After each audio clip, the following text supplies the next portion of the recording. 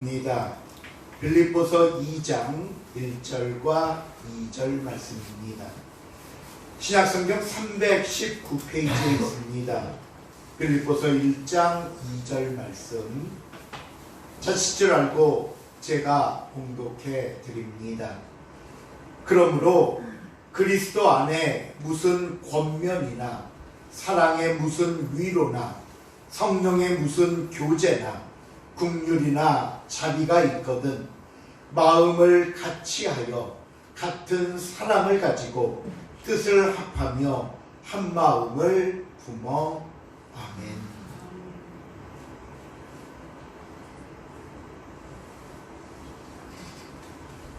우리는 빌립보서를 시작하면서 지난 1장에서 빌립보 교회와 성도들을 향한 바울의 마음을 살펴보았습니다. 가장 먼저 바울은 내가 너희를 생각할 때마다 감사한다 이야기했고요. 간구할 때마다 너희를 위하여 항상 기쁨으로 기도한다 말씀했습니다. 하지만 이미 말씀드렸듯이 이 빌립보서 바울의 편지가 단순히 안부를 묻거나 보고 싶은 마음을 담은 애틋한 내용이 아니기에 우리는 1장 후반부에 가서 정말 교회와 성도들에게 하고 싶었던 바울의 이야기를 듣게 되었는데, 그것은 너희는 복음에 합당하게 생활하라라는 것이었고요. 그리고 나서 덧붙이는 설명은 너희가 한 마음으로 서서 한 뜻으로 복음의 신앙을 위하여 협력해야 한다라는 말씀이었습니다.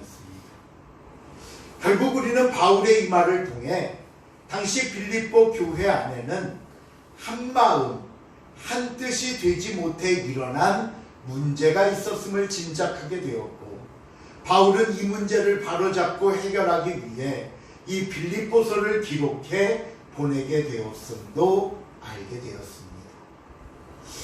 이제 오늘 본문이 시작되는 2장으로 들어와서는 앞에서 제기했던 문제들에 대해서 보다 구체적으로 말씀을 써내려가는 것을 우리가 보게 되는데요.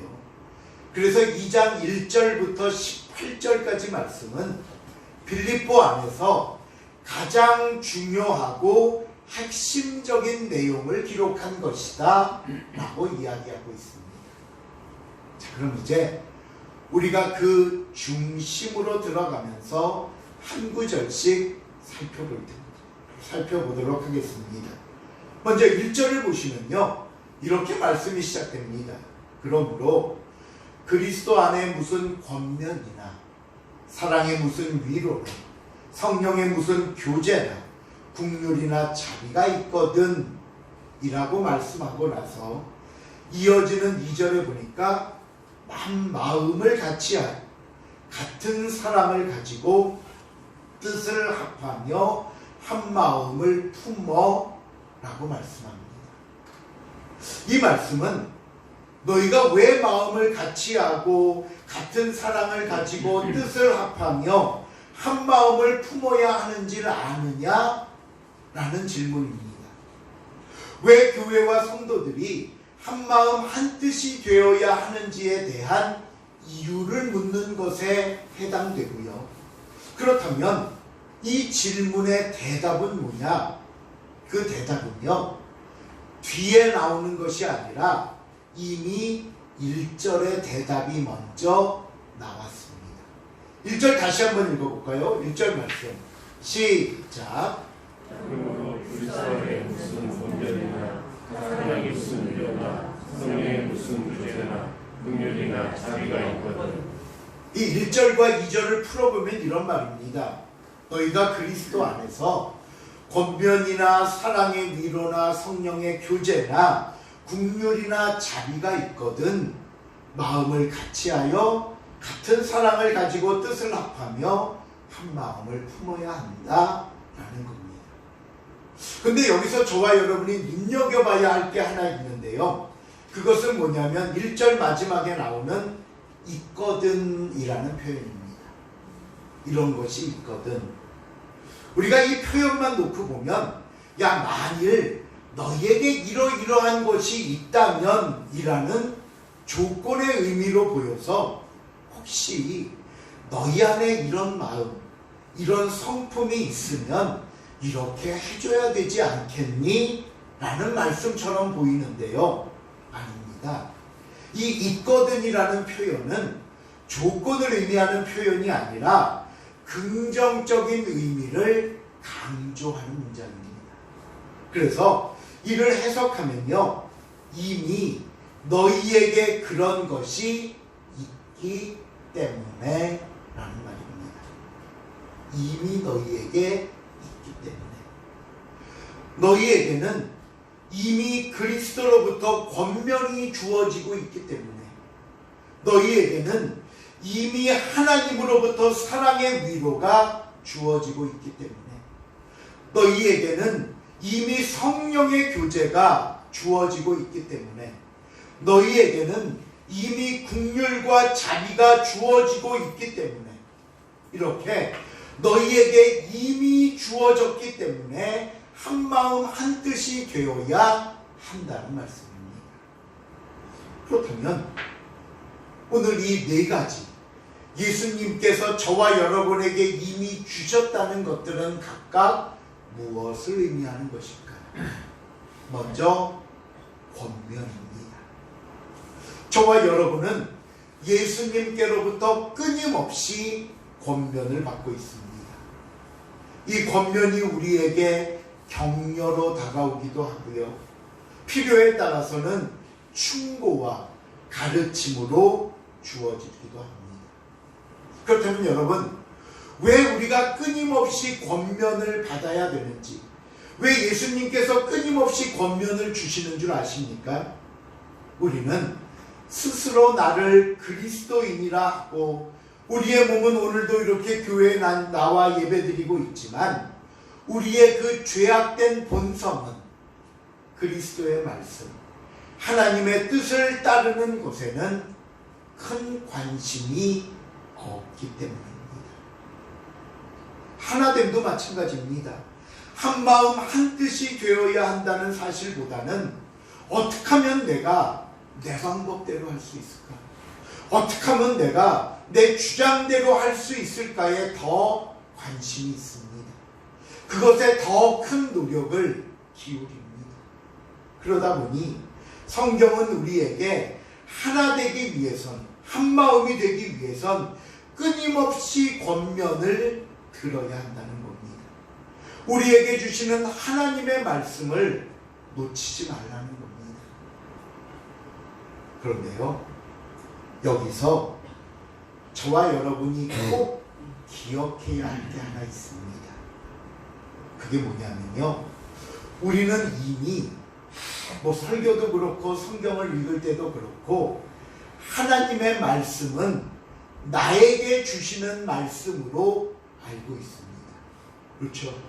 내게 주시는 말씀이다. 그래서 우리가 설교를 듣든지 성경을 읽든지 그 말씀이 나에게 주시는 교훈과 응답으로 알고 그 말씀에 순종하고 노력하려고 합니다. 그런데 간혹, 아주 간혹 어떤 문제가 생기는가 하면요, 이 나에게 주시는 말씀이다 라는 그 말씀의 범위를 교훈, 위로, 사랑, 축복 이런 것에만 한정 짓습니다. 나에게 위로가 되고 그 말씀이 나를 사랑한다 하시고 나에게 복을 주시는 말씀에는 내가 아멘 하면서 그래, 내게 주신 말씀이야, 내게 주시는 위로야, 내 기도에 대한 응답이야 라고 얘기하는데 혹시라도 말씀 속에 충고가 있고 권면이 있고 회개를 요구하는 말씀이 있으면 그것은 내가 아닌 다른 사람을 먼저 생각하더라는 겁니다. 한 가지 예를 들어볼까요? 어느 날 말씀 속에서 성도를 사랑하십시오 라고 했습니다. 그러면 그 말씀을 듣는 우리는 내가 혹시 사랑이 부족하지는 않았는지, 내가 오늘 이 말씀에 순종해서 그럼 어떤 사랑을 또는 그들에게 어떤 방법으로 사랑하면 좋을지 고민하고 기도하는 것이 아마 이 말씀을 들은 성도들의 자세일 겁니다. 그런데 이 말씀을 들으면, 사랑하십시오라는 말씀을 들으면 나를 생각하는 것이 아니라 상대방이 나에게 그렇게 해주기를 먼저 생각한다는 거예요. 그래서 오늘 목사님이 사랑하라고 하시는 거 들었지? 그러니 너는 이제부터 나를 사랑해야 돼. 알았지? 왜 말씀을 들었는데도 나를 사랑하지 않는 거야? 내게 주시는 말씀이 아니라 네가 들어야 할 말씀으로 생각하더라는 겁니다. 여러분, 이렇게 말씀을 들으면서 남을 대상으로 삼는 것은 나에게 주시는 말씀이라 생각하지 않는 것이고요. 하나님이 주시는 말씀을 내 입맛이나 내 편리함에 맞춰 편식하는 사람과 같다는 겁니다. 다시 한번 말씀드립니다. 모든 말씀, 모든 권면은 가장 먼저 나에게 주시는 하나님의 말씀입니다. 두 번째로, 오늘 성경은 우리에게 그리스도로부터 사랑의 위로를 이미 받았기 때문이다 라고 말씀합니다. 우리가 사람과 사람과의 관계에서 또는 함께 일하는 공동체 안에서 상대방을 격려하고 위로하고 인정해 주는 것은 무엇보다 소중합니다. 왜 책 제목 중에 이런 거 있죠? 칭찬은 무엇도 춤추게 한다, 고래도 춤추게 한다. 그 내용처럼 될 수 있으면 많이 칭찬하고 위로하고 격려할 수 있는 저와 여러분이 될 수 있기를 바랍니다. 그런데 가끔은요, 내가 원하는 위로를 받지 못할 때가 있습니다. 내가 물론 크게 뭘 기대한 건 아니었지만 어떤 격한 반응은 둘째 치고라도 왠지 모를 냉랭한 분위기가 나를 움츠려들기도 합니다. 그럴 때면요, 왜 그러지? 무슨 부 때문에 그러지? 괜히 상대방이 미워지기도 하고요, 그가 속해 있는 공동체가 부담스러워질 때도 있습니다. 내가 계속 이곳에 있어야 하나? 나가야 되나? 생각이 들기도 하고요, 다음에 또 일을 하려면 괜히 두려움이 앞서기도 합니다. 그렇다면 그리스도로부터 사랑의 위로를 이미 받지 않았느냐라는 것은 무슨 의미일까요? 그 말씀은요, 사람이 알아주지 않더라도, 사람이 칭찬해주지 않더라도 너희는 이미 그리스도의 위로를 받았고 그리스도의 사랑과 인정을 받은 사람이라는 말씀입니다. 우리가 흔히 이런 얘기할 때 있죠. 어떤 얘기하고 나서 괜찮습니다, 하나님만 아시면 되지요, 하나님이 기억해 주시면 됩니다 라고 말할 때가 있습니다. 예, 맞습니다. 하나님은 알고 계십니다. 하나님은 기억하시고 하나님은 인정해 주십니다. 그러니 여러분, 사람의 위로가 없다고 실망하거나 사람의 칭찬이나 인정이 없다고 하나됨을 깨버리지 말라고 성경은 가르쳐주는 말씀입니다. 세 번째, 성경은 우리에게 이미 성령의 교제가 주어지지 않았냐고 말씀합니다. 성도는요, 성령 안에서 교제해야 한다는 말입니다. 고린도전서 3장 16절에 보면 우리 자신을 가리키는 말씀 중에 이런 말씀이 있습니다. 읽어볼까요? 시작. 너희는 너희가 하나님의 성령인 것과 하나님의 성령이 너희 안에 계시는 것을 알지 못하느냐. 저와 여러분을 가리켜 성전이래요. 그리고 우리가 성전일 수 있는 이유는 지금도 성령이 우리 안에 계시기 때문이라는 겁니다. 그러니 생각해 보세요. 세상 사람들은 몰라도 성전인 우리, 성전인 성도들의 만남과 교제는 성령 안에서 이루어져야죠. 성령을 통한 교제가 이루어져야 된다는 겁니다. 그래서 성도들이 만나 영적인 교제를 이루면 어떤 일이 일어나야 될까요? 그 대화가 은혜로워야죠. 그 만남이 있은 뒤에는 그들로 하여금 하나님을 붙잡을 수 있는 힘이 생겨야죠. 한 마음 한 뜻이 되어 함께 수고하고 함께 봉사하고 때로는 함께 문제를 풀어갈 수 있는 지혜가 있어야죠. 성도들의 모임은, 성도들의 교제는 단순히 세상적인 이익을 위한 교제가 아닙니다. 단순히 어떤 흥미나 호기심을 채우기 위한 모임도 아니라는 겁니다. 그러므로 여러분, 교회 안에서는, 그리고 교회 안에 있는 성도들의 모임만큼은 어떤 만남이 되었건, 어떤 대화가 이루어지건, 어떤 자리가 되었건 반드시 성령님이 함께 하셔야 한다는 사실을 잊지 마시기를 바랍니다. 이곳에서 벗어나면요, 성도의 모임도 성령과 상관없는 모임이 됩니다. 성도들의 자리도 성령님이 상관없는 자리가 되고 만다는 것입니다.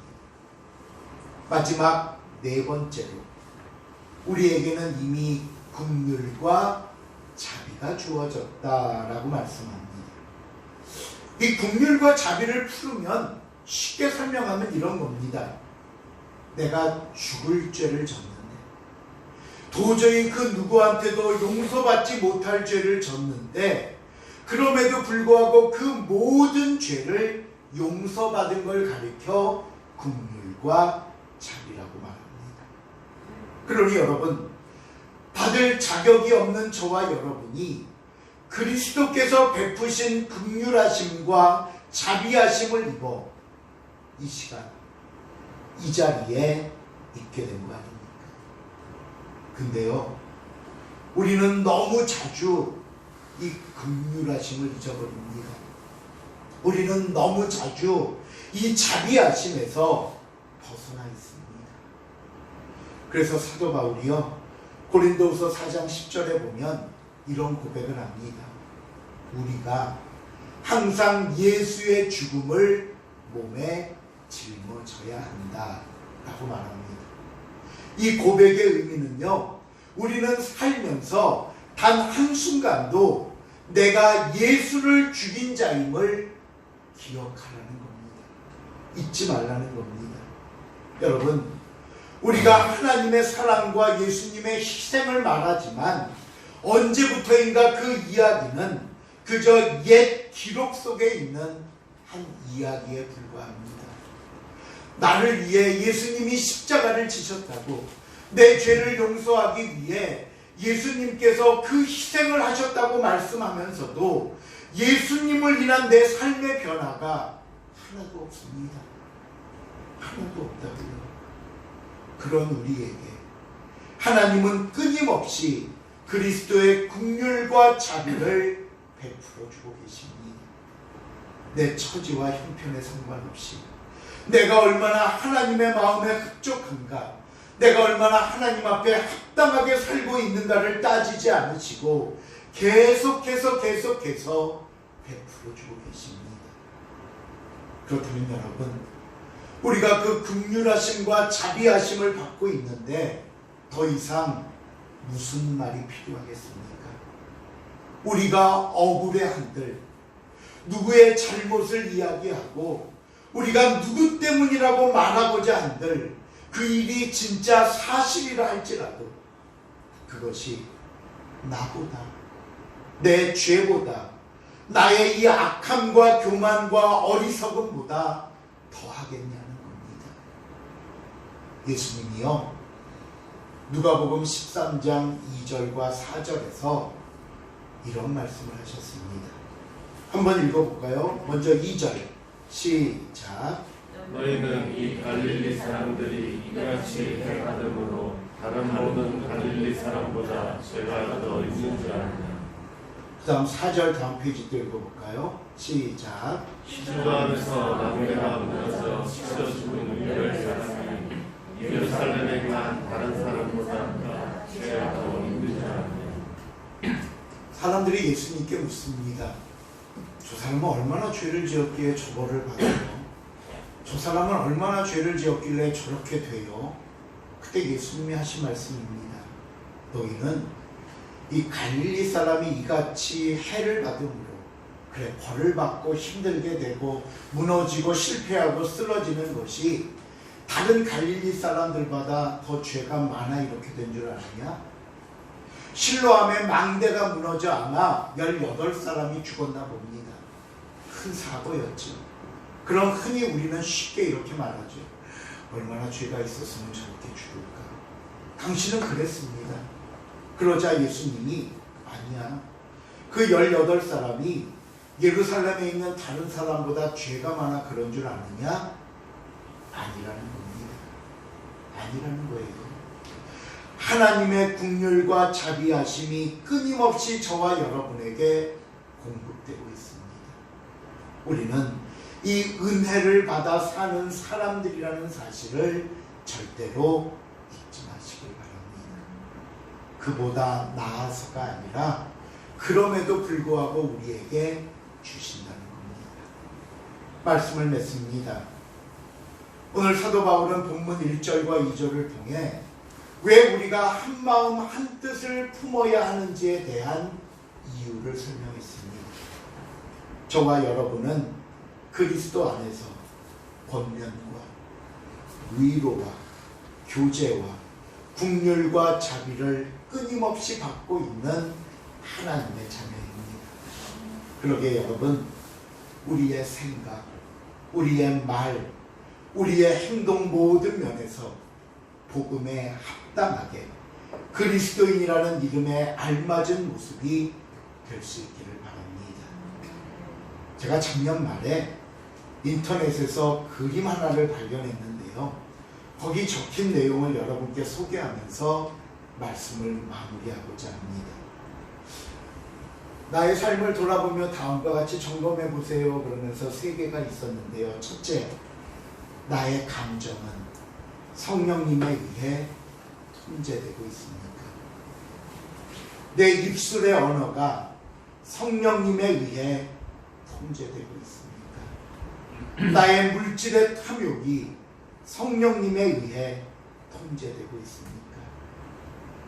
쉽게 화풀이의 대상으로, 감정풀이의 대상으로 쉽게, 흔히 그러죠. 내 입 갖고 내 말하는데, 여러분, 우리가 한 마음 한 뜻이 되기 위해서는 그리스도 안에 있어야 합니다.